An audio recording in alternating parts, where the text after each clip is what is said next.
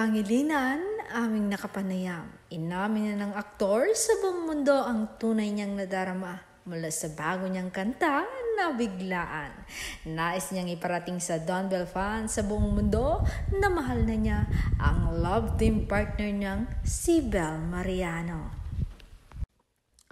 Ayon sa aktor, kinakabahan talaga ako kagabi kasi talagang inaabangan ni Bel yung kanta. I'm really happy at nagustuhan niya kasi para sa amin yung kanta.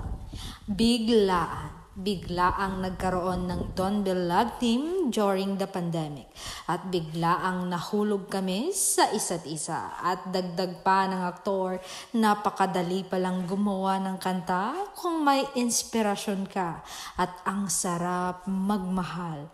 Napakasaya ko lang na nakilala ko siya.